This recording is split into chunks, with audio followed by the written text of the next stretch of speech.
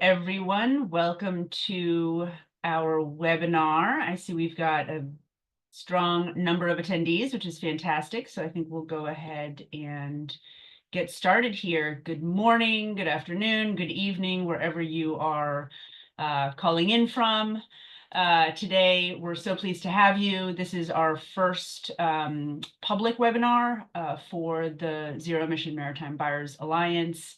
I am Ingrid Irigoyen. I'm the Chief Executive of the Zero Emission Maritime Buyers Alliance, or ZEMBA. I'm also the Senior Director for Ocean and Climate at the Aspen Institute. And we will go ahead and get started in a moment with the content. Before we do that, I would like to offer a few logistical notes. One is that we will be recording this session. And so just be aware that if any of your colleagues were not able to attend today and would like to get this content, we will strive to post the recording by the end of this week so they can then review it afterward. We will also be happy to collect questions from participants throughout the webinar. You can just submit those in the Q&A function at the bottom of your Zoom window. And we'll collect those as we go. And then we'll open it up for Q&A at the end, and I'll pluck out some questions. Wherever we see that there are themes, we'll try to synthesize those into one question, if you will. And rest assured that if we don't get to all of your questions, which I suspect will be the case, we'll certainly be reviewing all of them. And we may create some public-facing FAQs, depending on what kind of questions they are, whether they need special answering. And then also, of course, feel free to email us at any point in the coming weeks and months. And we're happy to answer your individual questions in that format as well. With regard to answering those one-on-one questions, I just want to note that the US-based ZEMBA staff will be offline next week for the Thanksgiving holiday. So if you do send us emails, you may not get a response until the week after, the first week of December. So just for your awareness. And then the other thing I'll do is, if you wouldn't mind, even though participants can't see each other, if you wouldn't mind just change your name and organization in the Zoom, and you can do that if you that'll just allow us to be able to see who attended and see who asked which question, so that if we do need to follow up with you one-on-one, we can do that. So with that, let's go ahead and get the slides up. Super. So I'll just review how we plan to spend our time together today. We'll do a little bit of opening and context setting, introduce folks to the project. I know that many of you are probably well aware of what we're doing and what we're trying to achieve, but for those of you who may be new to ZEMBA, I'll provide some of that introductory information. And then we'll really get into the meat of the discussion, which is around the design for our second tender. So that will be, try to keep that to about 20 minutes. We'll summarize the content that was publicly released a couple of weeks ago, and which hopefully you've been able to review online, and talk about specific next steps as well. And particularly, we'll be addressing, excuse me, those next steps to prospective bidders and fuel producers. But of course, we'll have a note for any of you who are cargo owners and are curious and interested in potentially joining our exciting work. And then we'll aim to spend 15 minutes answering your questions at the end. Next slide, please. So to be clear about the objectives for this particular session, we really want to help build understanding. What is the mission of ZEMBA very specifically? And of course, that is to bring together leading customers of the shipping industry to create a market for long-term economically viable solutions. We'll also dive deeply into the scope, parameters, and requirements of ZEMBA's next tender, which will be focused on e-fuels. And then we'll also go ahead and clarify the timeline and next steps for all of you. And of course, you may have seen already that we plan to launch the next tender in late January. So this is a little bit of a preview. We're doing this so that we can give bidders and fuel producers a little bit of extra time to start preparations before the RFP actually officially launches. Next slide, please. So what is the problem that we're trying to solve? I think you're all probably joining us today because you very much understand the challenges in the maritime space, transitioning to a clean energy based sector is a challenge for a number of reasons, and in particular having to do with the need for a lot of new infrastructure, fuel production facilities, different kinds of bunkering infrastructure, certainly vessels that are able to use the new fuels, and all of that requires significant long-term investment. And we've heard from the sector that it's very difficult for you all to make those kind of investments without guaranteed offtake. And so we are trying to create confidence in off-taker, in the ability of cargo owners and the willingness to offtake for the right solutions, and do that in a way that is very organized and in the context of a coherent strategy, so that we can achieve decarbonization of this sector on the timelines and trajectories that many of our organizations have committed to publicly. And to ensure that we have a smooth and economically viable transition to a clean energy economy globally, of which shipping is, of course, a key backbone. And we all know how important this sector is to the global economy, and that's why it's such an important focus for us today. So let's go to the next slide and talk a little bit about specifically what we're trying to achieve right now. So we know that for what we principally need to be focusing on is a fuel and technology switch. And you can see the gray, we call these affectionately our donuts. The gray donut is essentially the current fuel mix. There's a little bit of biodiesel that's being deployed now, but we're really seeing primarily conventional fossil fuels still heavily dominating in the maritime space. And of course, what we need to be shifting toward are a set of fuels that can get us to a zero emission future.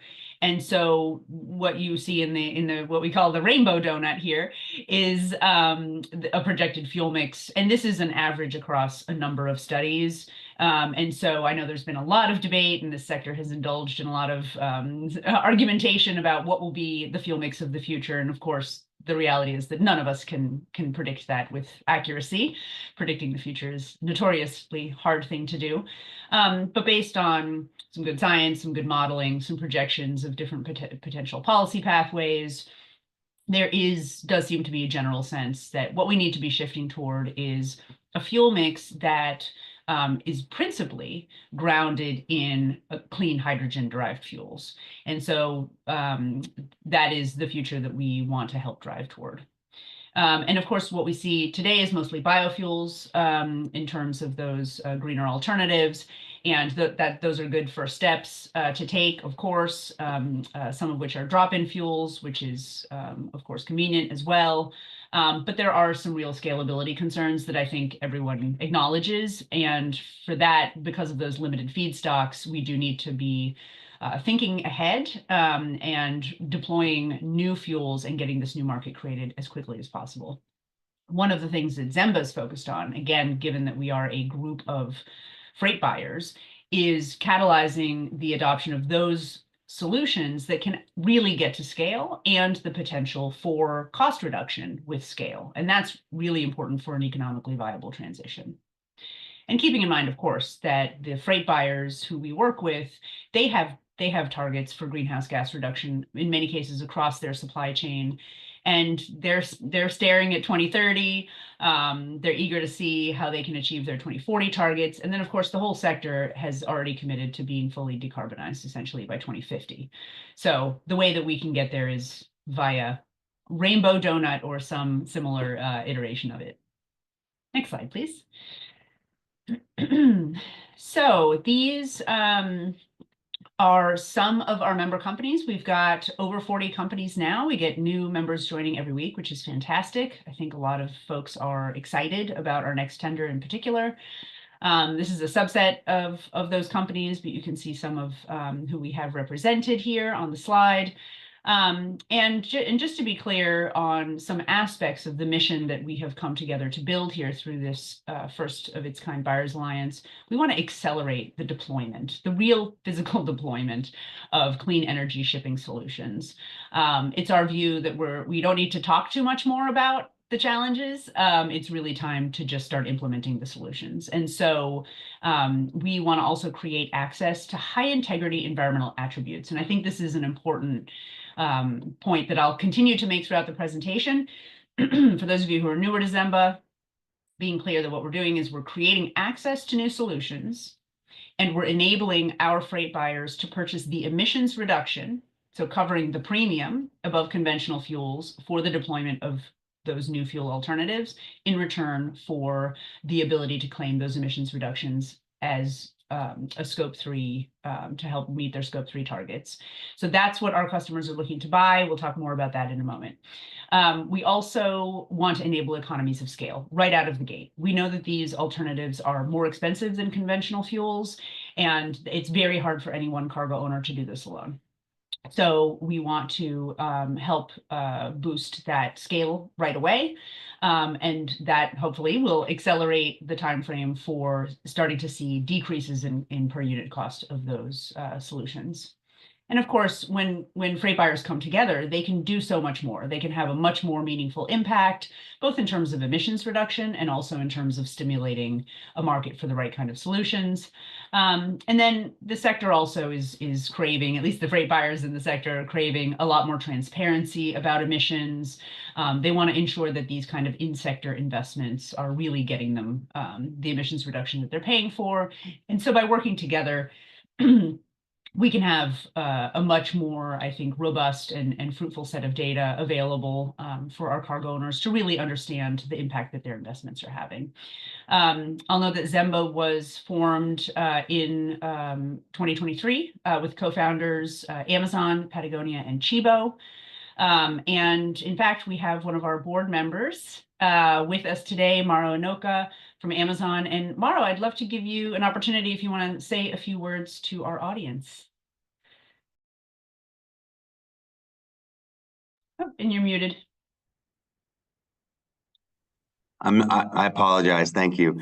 Thanks, Ingrid. Good morning, good afternoon, good evening, everyone. My name is Mauro Inoka. As Ingrid mentioned, my team and I are leading Amazon's efforts to decarbonize our maritime transportation, an extremely critical component for our logistics network that represents a very significant portion of Amazon's overall emissions footprint. So because of this, we're really tackling the maritime decarb challenge head on, knowing its importance to sustainability goals and the broader impact on global shipping. And frankly, it's so awesome to be in the presence of so many like-minded folks. Thank you for joining us today to explore ZEMBA and the groundbreaking work that the Aspen Institute and their partners are doing. I'd like to extend a special thanks to Ingrid and the Aspen Institute really for their leadership, innovation, collaboration in this crucial initiative since 2023. Their expertise and dedication have been instrumental in getting us to where we are today. And the progress we've made in the past year is nothing short of remarkable. And we at Amazon, I can tell you that we're very confident that ZEMBA represents our most viable path to decarbonizing maritime transportation for Amazon.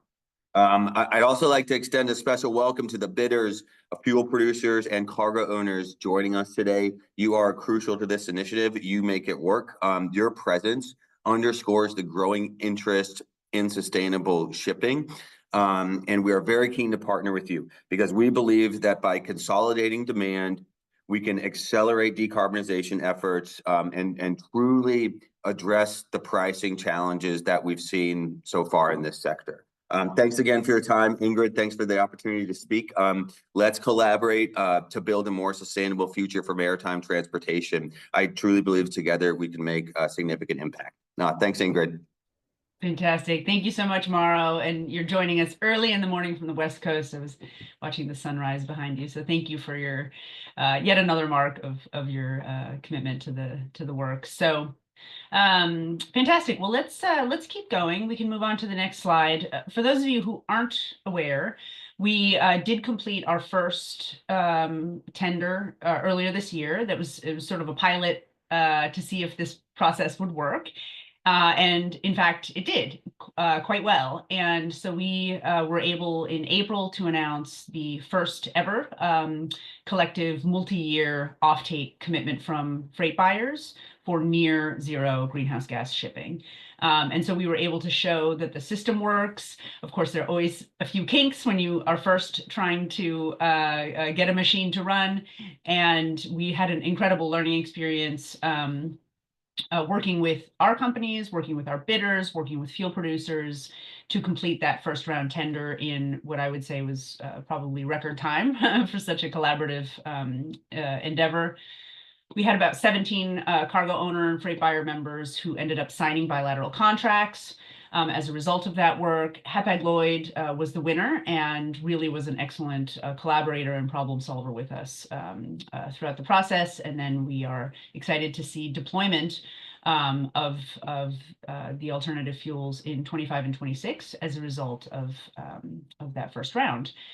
We were able to get a more than 90% emissions reduction for our members as a result, and making a meaningful first start in terms of avoiding greenhouse gases. So really pleased with how round one worked. We've learned a lot and look forward to an even smoother, more impactful, and a little bit refined process for our second round. So let's go now into what you all really want to hear about, which is the round two design. And I will say that this is going to be a summary of what we announced last week. And so many of you probably have already had an opportunity to review some of the more detailed materials that we've put online. Those are, again, we offer those several months before the RFP actually goes live so that you would have an opportunity to start to study them, ask us questions, and start to get organized for the submission of bids. And so one of the most important things that you might have taken away from that announcement is that we are really exclusively focusing this next tender on catalyzing the commercial deployment of e-fuels. And so hydrogen-derived, clean hydrogen, electrolytic hydrogen-derived fuels. We are in the process of receiving the volume nominations from our members, and we're able to have at least an number to announce last week. And our intention is to aggregate at least 80 billion ton miles of demand, which is a big number with a strange unit.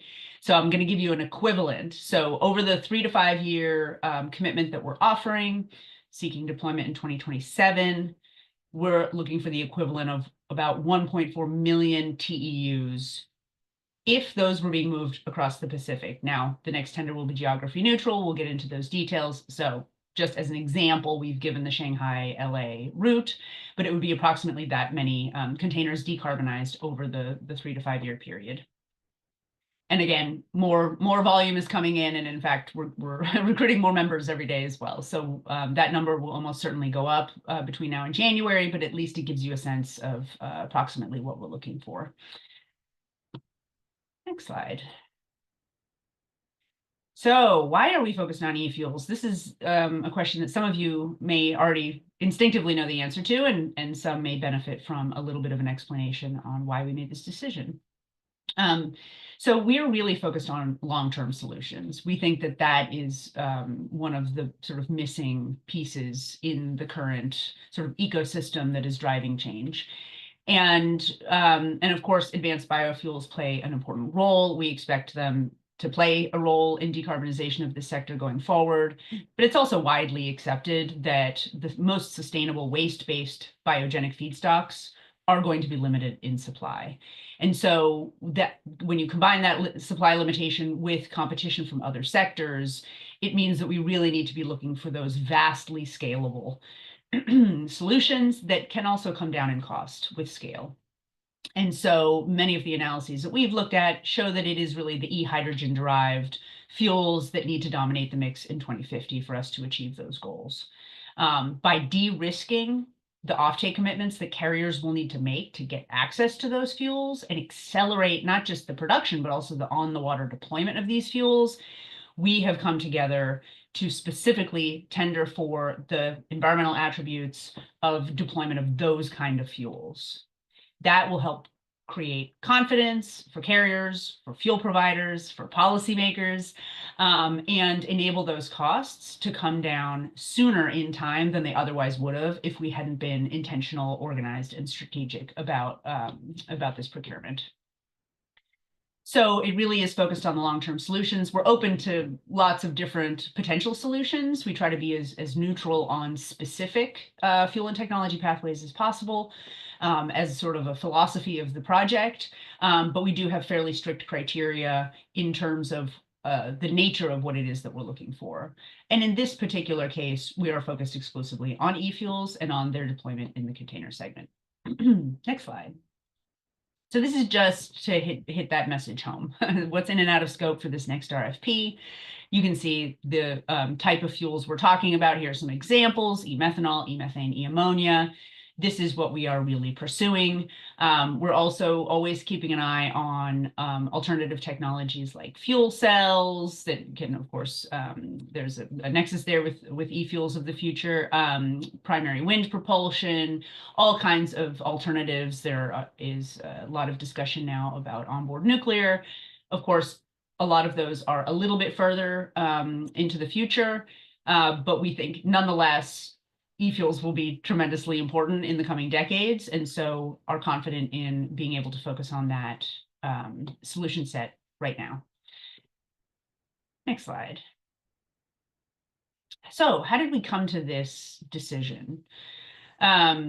We did a few things. So first of all, of course, we reflected on our inaugural pilot tender, and learned some important lessons about how to do this process smoothly. We also did a request for information this summer, and many of you replied. So thank you so much to the many, many dozens of companies that submitted information to the RFI. It was tremendously, tremendously helpful. And what we were able to see from that is that we do have confidence in the near-term market readiness of maritime e-fuels. And we did see from the RFI results some pretty strong confidence that we can seek that deployment to start in 2027 and get some solid bids. So that helped us narrow our focus to e-fuels. And, of course, we want to attract a broad range of qualifying bids, and so haven't been specific about which subset of fuels we're narrowing it down to. We want to see electrolytic hydrogen-derived fuels. And of course, that's for all the long-term reasons I've already described.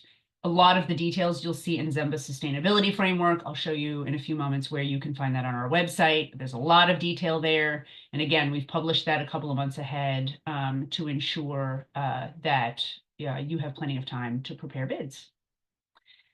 We've also revised our threshold requirements for bid submission, and we'll review that in a few moments.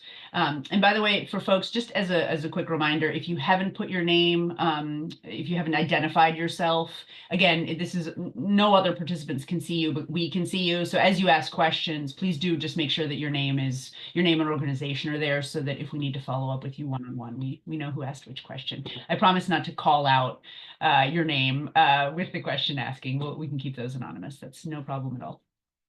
Next slide, please. So let's talk a little bit about the specifics. And of course, there's a lot more detail in the documents that we provided last week, but I'll review some of the key points here now. So we are looking for bids for service starting in 2027. We would be happy to accept bids if a carrier can launch earlier for 26 or for 28. If someone feels that they can't access the right fuels or they have vessels that won't come online until 28, please go ahead and submit those bids. But 27 is approximately the timeframe that we'll be looking for. And our companies are offering 3 to 5 year commitments. And so those may range a bit. Some companies may commit 3, some may commit 5. You'll have a much more detail about that when we open the RFP and we've actually completed the volume nomination process. But that gives you a general sense. will again be focused on geographic neutrality in terms of deployment. So what that means is that by using a book and claim system, because we're just buying from you the emissions reduction, it means that you can deploy these fuels wherever it is most feasible and economically viable for you to do so. And so the beauty of that is we have sort of decoupled the physical constraints of physical cargo movement, the geography, the time frame, all of that. And that is how we are able to aggregate demand in the way that we're doing. So geography neutral, and of course, in the process of decoupling, it means that what we're paying is the premium, right? It's the premium beyond conventional fuels in return for buying essentially the emissions reduction. So being able to swap out that greener fuel deployment in our members' greenhouse gas inventories. And we will be using a book and claim registry for the tracking of the emissions reduction claims. That will be the book and claim registry of our choice. We are working with the Catalyst project that is run by the Marist McKinney Muller Center and RMI, with close collaboration from our cargo owners and the Center for Green Market Activation. And so just note that that's a project that we're all working collaboratively to build that first nonprofit book and claim registry.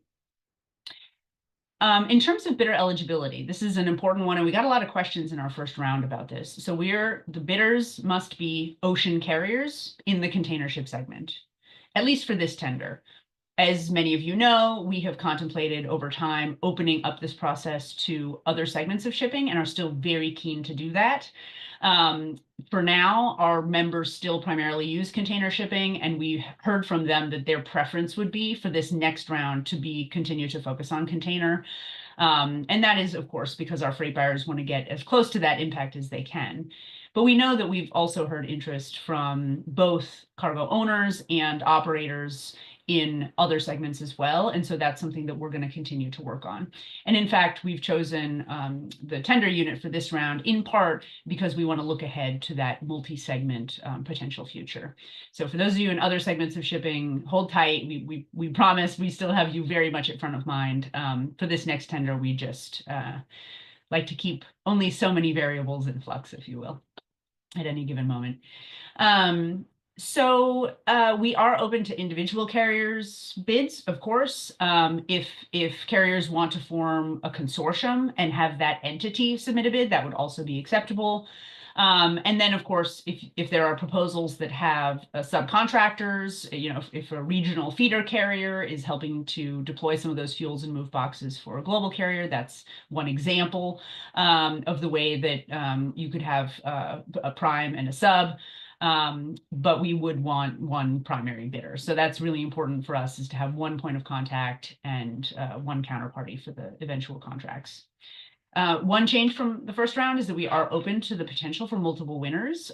We'd be particularly interested if we had multiple different fuel pathways to be able to explore supporting a couple of different fuel types.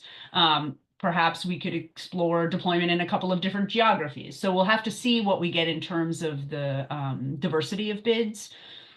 And of course, how they sort of stack up against both the technical criteria and then how competitive the pricing is. But we would love to be able to have a multi-winner outcome. We think that would be helpful. And we know that on the supplier side, that's something that many of you have wanted us to do. And then finally, we will continue to have our ZEMBA members. They will bilaterally contract with the winning carrier or carriers.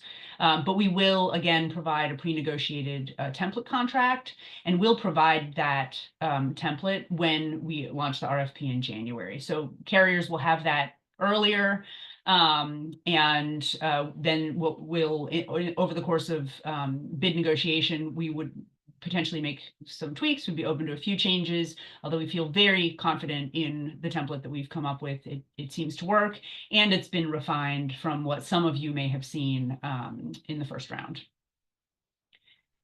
Being abundantly clear with you all that we are not contracting for physical freight movement. So we are contracting for the emissions reduction, so the environmental attributes of the fuel switch. And so what we're offering to pay essentially is the premium. It's the cost gap between the conventional fossil powered service and if you were to switch to an alternative e-fuel powered service. So that's something that I know some suppliers are not yet familiar with how that works. And of course, we're happy to take questions about that. But also, in the context of bid evaluation, we can have a lot of robust discussion about how that actually works. And then this one is a change from the first round. So our proposed tender unit is price per ton nautical mile. And we know that in the container segment, you mostly think in terms of TEUs. There are some simple conversion factors like that have been offered by a number of the bodies listed on the slide, where we can assume that a TEU is about 10 tons. So there is some simplification that can be found there with a simply add a zero. But figuring out exactly how we're going to deploy this is something that we're actually really interested in hearing from some carriers about, and may reach out to some of you with a few questions on operationalizing that tender unit. But one of the reasons that we're really moving in this direction is not only to prepare for that multi-segment future, where in other segments, tons are actually the most logical unit, but also because the cargo owner facing guidance that they are getting from Science-Based Targets Initiative, Greenhouse Gas Protocol, the GLEC framework, ISO standard, all of those require a ton nautical mile unit. So we want to make sure that we're making this not just easy for suppliers, of course, we want you to bid, and this needs to work for you as a business opportunity. We also need to make it as easy as possible for our members to then report those emissions reductions to the various bodies and according to those various standards. So some of the nuances and details of how we'll do that are things that we're still working through, and we have a few more weeks before the tender launches, but eager to hear any thoughts or reactions, and feel free to send those our way. Next slide, please. Okay, fuel requirements. So this is important nuance here. So we are requiring e-fuel deployment for primary propulsion, so main engine. And that needs to achieve at least a 90% reduction on a well-to-wake basis. We also encourage the use of low emission fuels for auxiliary power and pilot fuel, but those are not requirements to have a bid be accepted for evaluation. Note that in the case of pilot fuel, we are capping that at sea at 20% for ammonia and 10% for other fuels. And there are some reasons behind this decision. Primarily, our main objective is to get as much e-fuel deployed as possible. And we know that for a number of carriers, you've been investing in retrofit vessels, and they don't necessarily all have the capacity to use the e-fuels for auxiliary power. So we want to make sure that we're getting allowing for as many bids as possible. And so therefore requiring that e-fuel deployment primarily for primary propulsion. But of course, we would encourage you to use any low carbon fuels for the full power plant so that we can get the biggest per voyage emissions reduction possible, balancing that, of course, with cost. And then just to be clear what we mean by e-fuels, again, just reiterating, we're talking about fuels produced with hydrogen made through electrolysis with additional clean energy. And for those fuels that require carbon, which several of them do, we would be looking for a certified waste-based source of carbon. The waste feedstock classifications, as last time, would be aligned with the CORSIA classification framework. And then we also have some hydrogen safeguards and requirements related to time matching, market boundary, and incrementality. Rest assured, we have looked carefully at what the EU requires, what some of the US tax credits are requiring, and tried to find a middle ground that perhaps is a little bit easier to meet than some of those regulatory requirements, but still is very much in the spirit of ensuring that the renewable energy is above and beyond what otherwise would have existed. We also will be looking for, of course, independent third-party verification.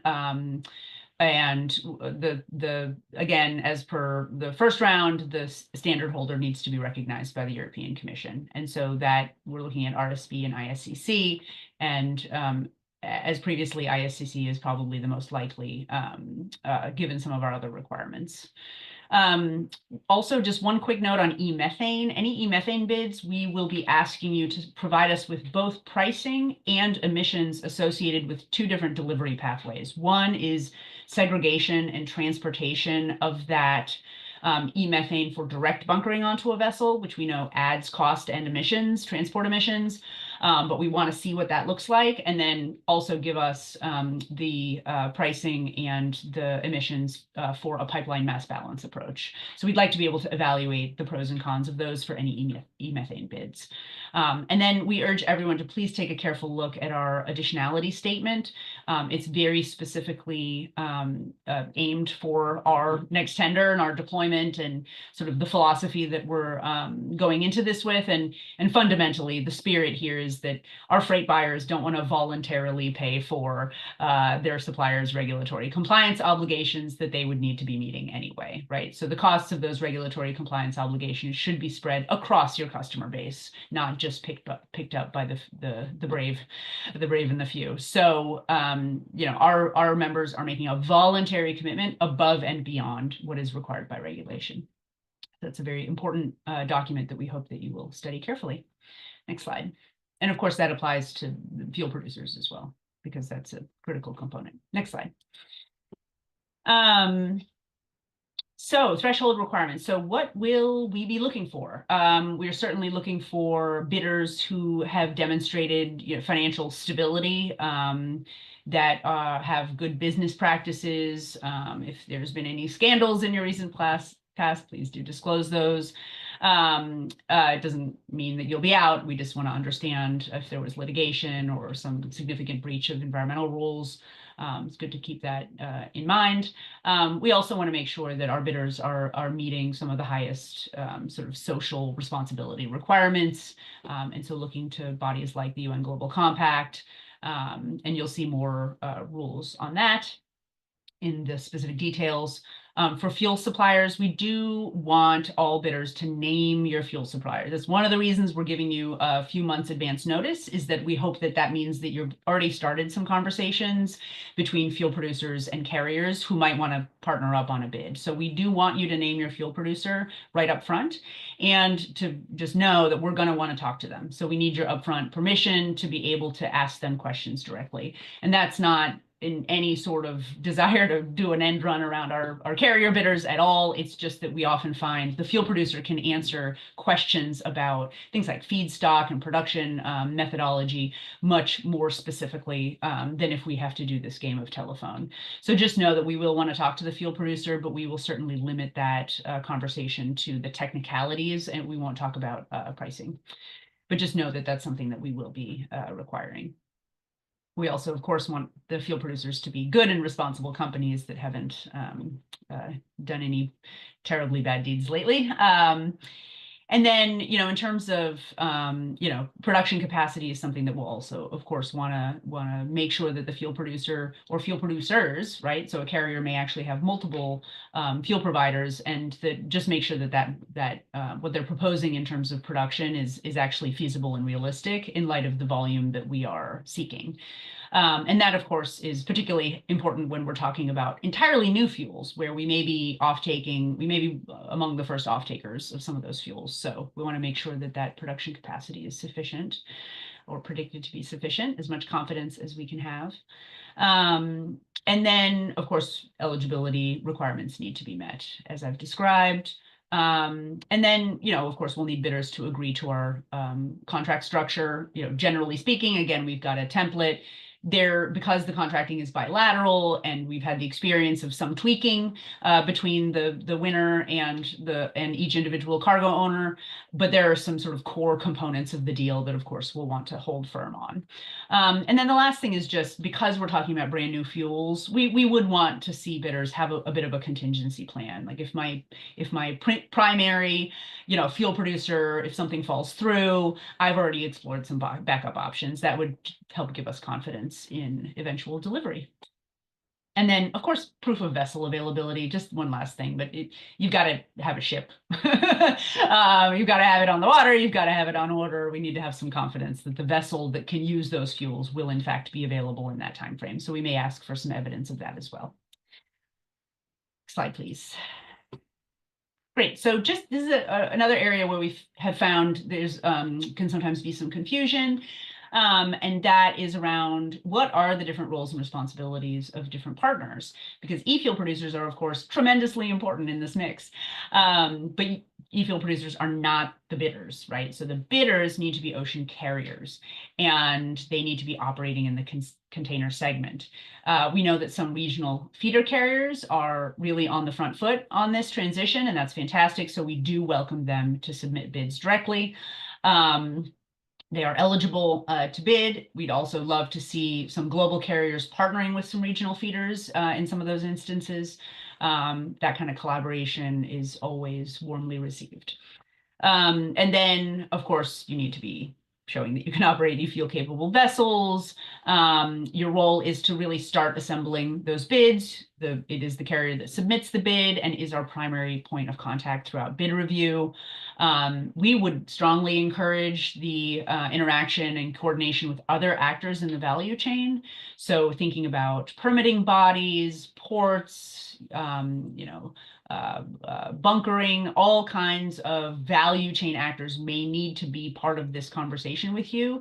And, knowing that there is that kind of collaboration and planning proactively happening would be a big confidence booster for us as we review those bids. So please do keep that in mind as well. We're trying to avoid there being any strange hiccups, a couple of years down the road. So want to know that those interactions are already starting. And of course, one format for that kind of interaction can be green corridor initiatives, of which there are many dozens now active. That's one way that this kind of cross value chain interaction can happen quite efficiently. And then, of course, we encourage you to reach out to e-fuel bidder producers now. Let's get these conversations started early. And it will ultimately be the carrier that does the bilateral contracting with our members. For e-fuel producers, you won't be submitting bids directly. It's fine if you're part of multiple bids. We may have one fuel producer appearing in multiple bids. That would be totally acceptable to us. You wouldn't be considered part of the consortium. So when we use that word, we're really talking about consortia of carriers. But again, e-fuel producers would need to be named, and we will want to talk to you. We encourage e-fuel producers review the requirements now. Let us know if you have questions, and then just be prepared for us to reach out to you if you're among the bids that are moving forward in the process. We'll want to have a relationship as well. Next slide. So we've created a number of resources in our sustainability framework for you to take a look at. So it's the eligible fuel requirements. There's a pretty detailed and lengthy document for that, as well as the emissions intensity calculation requirements. This is what we used to call our LCA guidelines, but this is we've been taught that this is a more accurate way to describe it. And then, of course, that additionality statement that I've urged you to take a look at. You can see, as you may be aware, we launched a brand new, beautiful website last week, and you can find all of those materials. Just go to our homepage and you will find it. And there's the more detailed URL down there at the bottom. So now we are going to talk a little bit about timeline and upcoming next steps. So, right now, we are in a period of time where you've got some of the really important foundational documents from us. You're still waiting for some details, though. And rest assured, you will get all those details when we launch the RFP in January. And we'll also strive to answer as many questions as we can between now and that period of time. And by the way, that also includes if you see a challenge with the way that we plan to proceed. We're very in a spirit of humility and mutual learning. We really do want to hear input from everybody in this ecosystem about what you think will work, what won't work, what could be a challenge. Have we thought about X or Y? So just know that we're really quite open in that way. Doesn't mean that we can respond to every question immediately or necessarily have all the answers right away, but just rest assured that we're very committed to to reviewing that input and those questions. So that's the period of time we're in right now. And we would love to hear from carriers who are interested in potentially submitting a bid. And the way that you can really express that interest is to go ahead and get an NDA signed with us. Some of you already have NDA signed with us from previous rounds. We have just one little addendum to that existing agreement that is a very simple fix that we think that you will like. And so please do get in touch and we can just get that little addendum made. For those of you who are not yet under NDA with us, that's something we strongly, strongly encourage you to go ahead and reach out now, and let's go ahead and get that done, because that means that when we launch the RFP in January, we can send you all of the materials. We also use a technology platform that's a sophisticated platform that ensures things like confidentiality, and otherwise we'll make sure that you get logged into that system ahead of time so that you receive all of the materials that you need to actually build your bid right as soon as we launch that. So please go ahead, let's do that homework ahead of time. And then just note that we will be out. So the other thing that we've learned is that maritime decarbonization never stops. And so we will be having a close in addition to next week, where most of us will be signing off for the Thanksgiving holiday here in the United States. Also over the around the new year, we will have a close period between December 23rd and January 3rd. So you just won't hear from us. That's all. We'll answer any questions when we come back. But just don't expect a response until the 4th or later.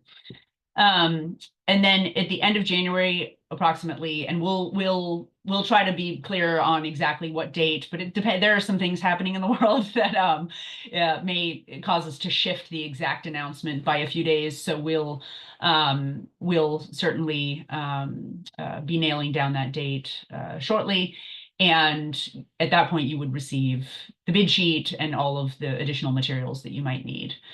We'll develop a bidder question and response catalog. So always striving to have our bidders receive all of the same information. And so when questions come in, we'll anonymize those, we'll compile them with answers and make sure that everyone can have the opportunity to get the full information.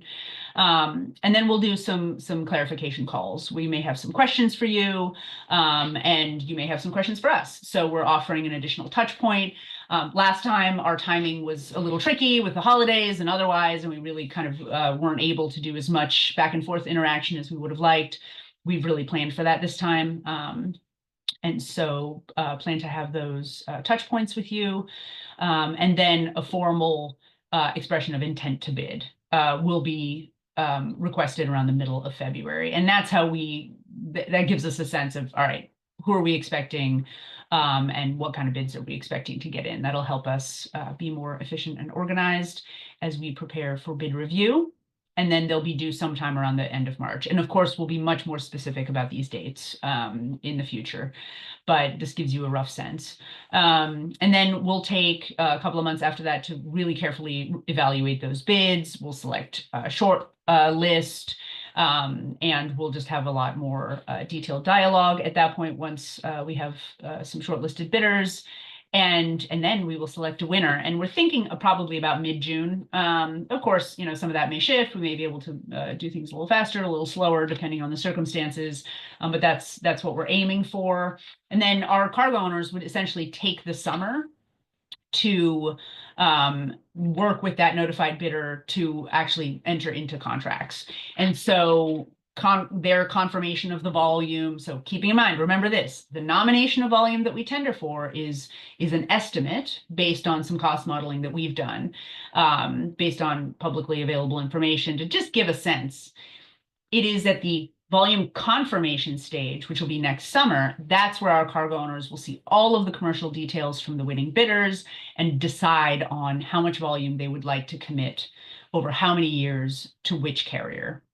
And so that process will happen over the course of the summer. And then we'd like to have a really great celebration for the winner or winners in the fall, and potentially we could throw a great party. So let's think about what kind of events would be good for that kind of announcement. We announced the winner of our first tender at Singapore Maritime Week earlier this year, which was a great forum for that kind of announcement. So we'll be looking for something that's sort of similarly fabulous and helps get the word out about this great deal that we have been able to enter into. So making sure we keep enough time for questions here, which it looks like we will have plenty of time, which is great. So let's go to the next slide and just show you, this is our new website. If you go, those of you who've been tracking us for a while, we still have the old COZEB website up just as a record. We're going to shift some of those materials to other websites, but that's really a bit of an archive at this point. This is really the website you want to be going to for ZEMBA specific information. That old COZEB website also will redirect you to the ZEMBA website, so don't worry if you get lost. Just you'll find your way here. But this is where you can find all of the detailed information, FAQs that we'll certainly be adding to as the months unfold and your questions come in. We'll realize that there are some things we need to clarify for everyone. This is also where you'll find our announcements and a lot of other good information. And as we add members, you'll also see all of their logos there. Well, not all of them, those who have given us permission to put their logo. So next steps for all of you are, if you've got any clarifying questions, particularly related to bid preparation, please send them to, we've got this special email address just for bid related questions, rfp@shipzemba.org. Prospective bidders, again, those are ocean carriers. Please review the sustainability framework. Reach out to us if you're interested in participating to get that NDA initiated and make sure that we all hit the ground running in January when the RFP goes live. And then please also be reaching out to prospective fuel producers. Show them the eligible fuels requirements, see if they can meet it, and then start your partnerships with them.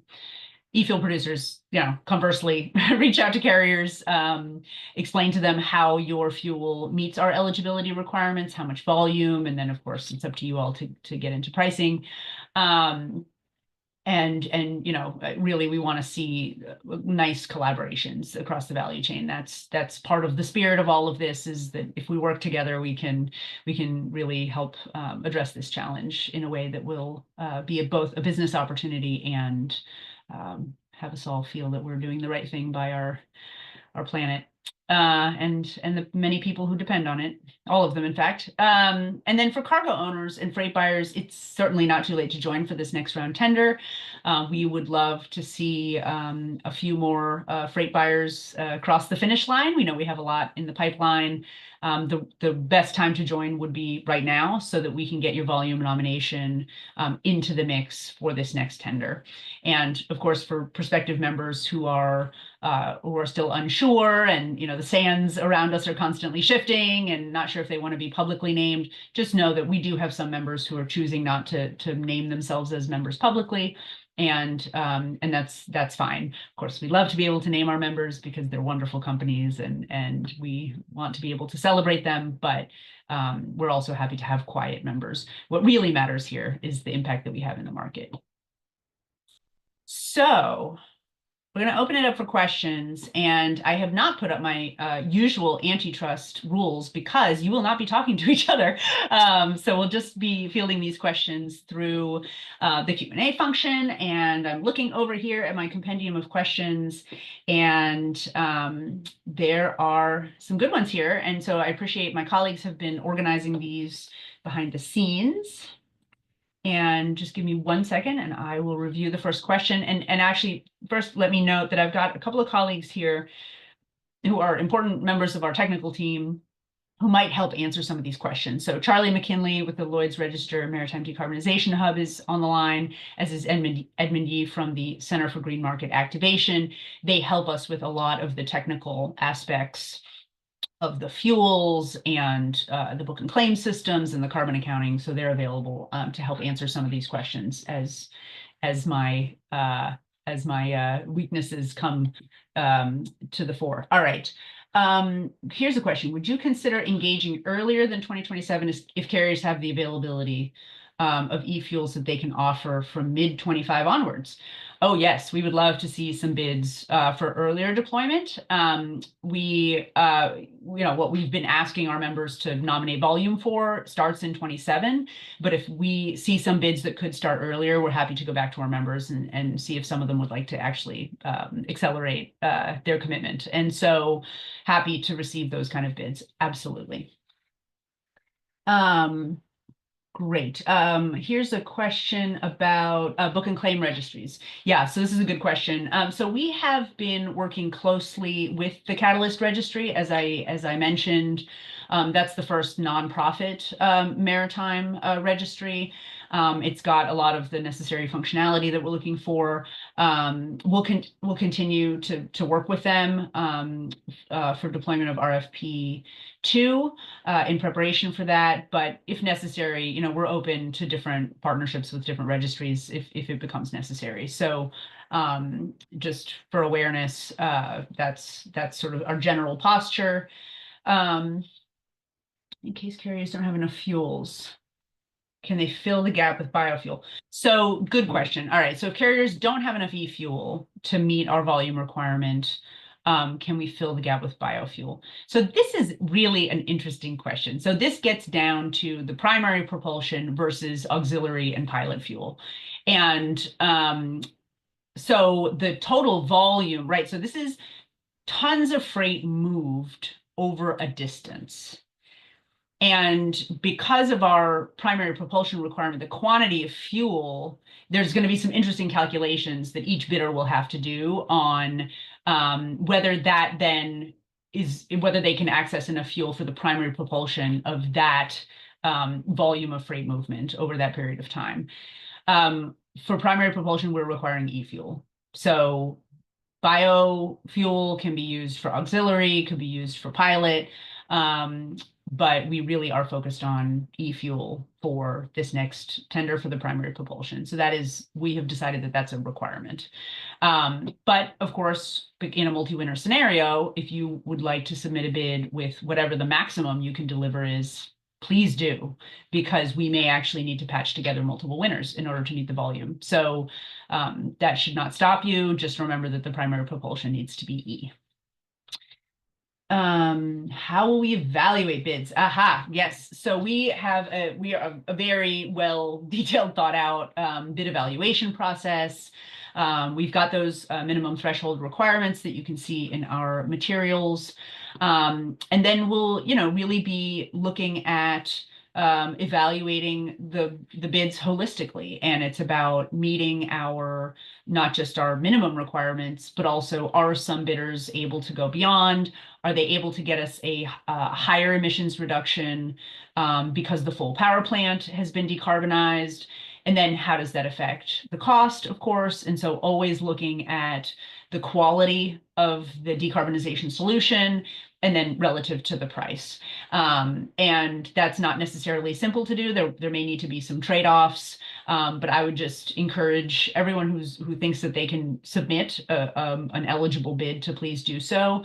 And keep in mind that we are balancing that cost with that full per voyage emissions reduction. And we know that for some retrofit vessels, the e-fuel deployment will really have to be limited to the primary propulsion. If it's possible to also then have lower carbon fuels as for the other fuel needs on such voyages, then that would of course be very welcome and encouraged. But we'll be, I think hopefully the timeline helped explain, and our criteria we hope those help clarify what we're looking for, at least from a technical point of view. But we also, there's some somewhat more sort of subjective components of any such decision. And they include things like, do we feel that the supplier is, being collaborative and reliable and responsive and transparent? Do they share our long-term vision for the future?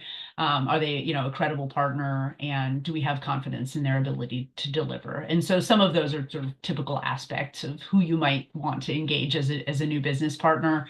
And so hopefully not too much of a surprise. Let's see. Let's see.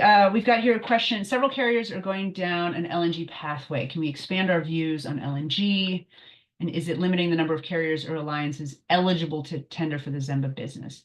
So great question. So yes, LNG, of course, is again at the forefront of lots of discussions. We're seeing a lot of new build orders. Here's what I would say. Fossil LNG is not something that we view as a credible emissions reduction strategy in the long run. And that's because of the well to wake emissions reduction being actually quite limited. Now, on a tank to wake, that's different, but we are always focused on well to wake impact. So not really in scope for us is the bottom line. Of course, our first tender resulted in a waste-based biomethane deal, which we were pleased with. It's a more scalable biofuel than biodiesel, has some advantages, and can be used in the LNG fleet. And there's plenty of livestock waste and landfill gas that is just going into the atmosphere right now. We would rather that be captured and used on ships or in power plants or other to meet other energy needs. In the long run, we think that it's the other energy needs that will probably dominate the offtake for that fuel. So for the LNG fleet, looking at things like e-methane, right? And there are some e-methane producers that will probably be reaching out to you to make those offers. And then, of course, looking ahead to retrofitting for ammonia potentially. So those are the pathways that we see. Generally speaking, we are not encouraging more fossil LNG build out in the maritime space. We really want to see that part of the fleet be planning ahead to the future. I don't think any of us should be able to sleep at night if we're investing in stranded assets and just not being part of the solution. So something to keep in mind. E-methane. See, okay, bodies have not, yes, okay. Bodies like SBTI and GHGP have not yet aligned on their views, the acceptability of mass balance, book and claim, and the claiming of environmental attribute certificates. How are we dealing with those challenges? Do we have updates on the timing of when clarification will be forthcoming? Yes, so I will take a shot at that. Edmund, you may also want to chime in. I welcome you to do that. Let me take a first run at it. So we are all eagerly awaiting that guidance. I think that we received a pretty strong signal from SBTI in recent months that this is the direction in which they're heading. They are in a bit of a big project right now in trying to evaluate what kind of guidance specifically, because it's complicated. Carbon accounting is as much an art as it is a science, and it's not a simple piece of guidance, and there are a lot of really strong opinions. So we have a lot of empathy, I think, for the folks who are trying to write those rules. But it is our expectation that these approaches will be accepted, and it is our intention to be the best-in-class model that can be followed across a variety of sectors. And I know that I share that sentiment with our colleagues at the Center for Green Market Activation that are doing a number of really important projects in this space. One of them is the Sustainable Aviation, the ZEMBA Buyers Alliance, that has a registry for SAF and is about a year or so ahead of ZEMBA in terms of preparing now for its third procurement. And so that is a really important body that we're always looking to for lessons learned and collaboration and ways of being more efficient. The GMA also runs something called the AIM platform, where we are observers, but also is developing some of those guidelines, and with collaboration with all of those sort of standard bodies that need to be involved. And so we're really hoping that this project helps provide some of the clarity that those bodies need, and kind of watch us do our work and see how incredibly robust and rigorous and important this work is. Without those kind of mechanisms that allow for that flexibility, it is going to be virtually impossible to decarbonize sectors like this. We really need the answer to be yes, and I think a lot of the key leaders understand that. The question is very specifically, what will that guidance look like? And so we are always striving to be the best that one can possibly be, so that we are confident that all of those credits will be able to count when the guidance is finally finalized. We were hoping to see draft guidance by the end of this year, but my sense, I believe, is that the timeline may be pushed out a little bit on that. But I would welcome Edmund or anyone else if they want to chime in and correct me or add anything. I'm more than happy to be quiet for a second. No, I think you're correct in everything you said, Ingrid. My understanding is that guidance has been pushed out till early next year. Yeah. So unfortunately, we need to wait a little bit longer, but my confidence is as strong as ever that we will reach the right outcome at the end. Certifications that we're requiring. Do we require a pre-certification study to be carried out by an independent certification body, for example, ISCC, as part of the bid, or is a commitment by the fuel producer carrier sufficient at this stage? This may be another one, Edmund, where you might want to chime in, but the general sense is that, you know, in some cases, is part of the bid, you may not actually have that certification completely in hand yet, and the expectation is that you will by the time deployment happens. But Edmund, do you want to chime in on that point? Add a little. Yeah. Thanks, Ingrid. So just to reiterate the certification requirements for the people that don't have that context. So for the fuel that's deployed for the purposes of the ZEMBA tender, the requirement is that the fuel holds an active RSB, ISCC, or other standard holder recognized by the European Commission, one of those certifications across the full value chain to demonstrate the carbon intensity on a well-to-wake basis. By the nature of these certifications, it's kind of clear that you can't have that certification until the fuel is being fully produced and being produced on a commercial level. And so we don't expect the certification to exist at the time of bidding, like Ingrid said, but we do expect it to exist at the time of deployment. To answer the pre-certification study question that you mentioned, it's not an explicit requirement of submitting a bid or having a bid be eligible to move forward in the evaluation process, but it will be looked at very favorably for the purposes of demonstrating kind of the veracity of your bid information and the sustainability qualities that you claim for the fuel that you're planning to use. Thank you. Brilliant. So we've got a few more questions here. Will we release information about interested carriers throughout the process? Is ZEMBA intending to play matchmaker between e-fuel providers and carriers? No. So we take our NDAs very seriously. So we absolutely will not. So we don't reveal any information about who has reached out to us with what questions, who's interested in bidding, who has bid. None of that information will be released. Of course, if you want to talk about your, enthusiasm for ZEMBA's work in a public setting, of course, you're welcome to do that. But, we are pretty strict about the NDA requirement. And that's, of course, to protect proprietary business information and allow for us to sort of communicate openly with one another. We also don't reveal to anyone except for the winning bid or bidders, those who want to confirm volume with a carrier. We don't reveal how much volume our members have put into the process. That's another really important principle that we commit to.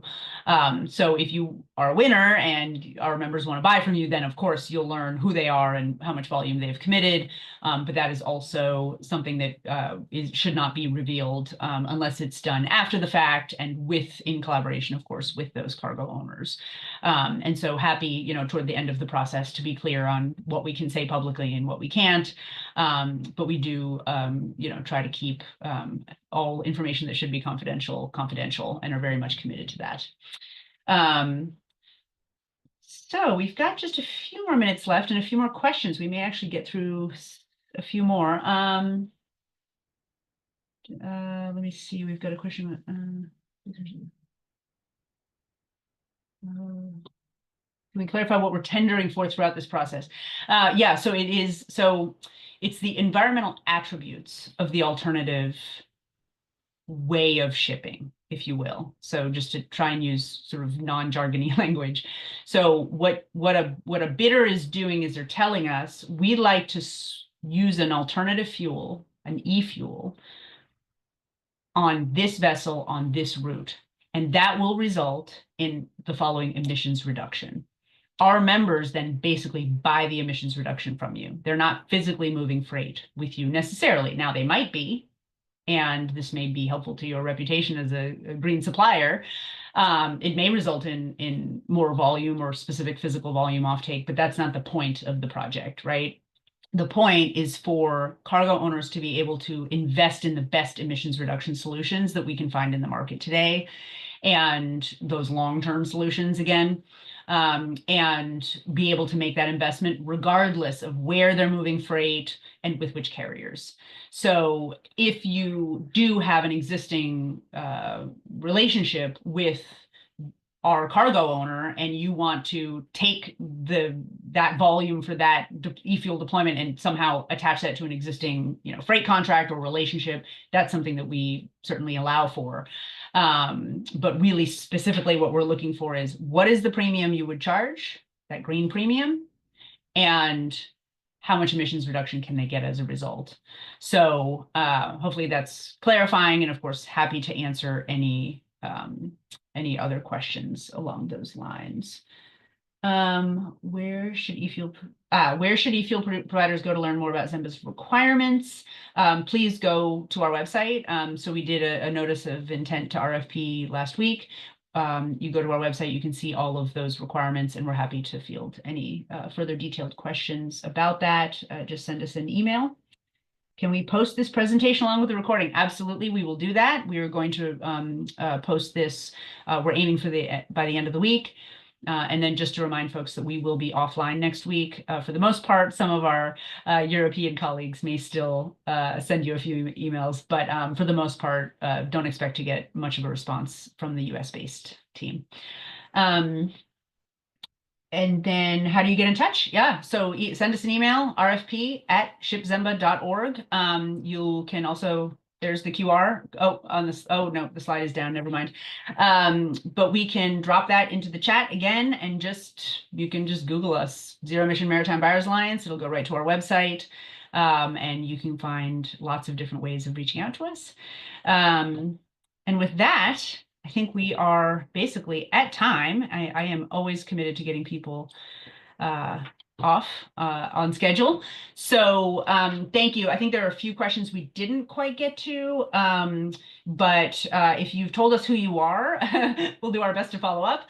And for those where we see some common themes in the questions, we'll probably, if they're not already answered in our FAQs, we'll probably do that over the course of the next few weeks. And of course, don't hesitate to reach out and just send us a message.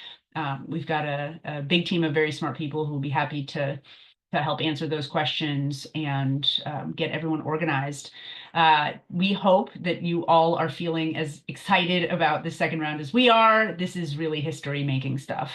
This is the change that we need to see, right? This is the full value chain coming together collaboratively to think differently about how we procure fuels, how we deploy them, how we measure our impact, how we can come together to make the business case for suppliers to take the next step forward, how we can build confidence for investors, and of course, very importantly, how we can build confidence for policymakers to see this is a really tremendous economic opportunity.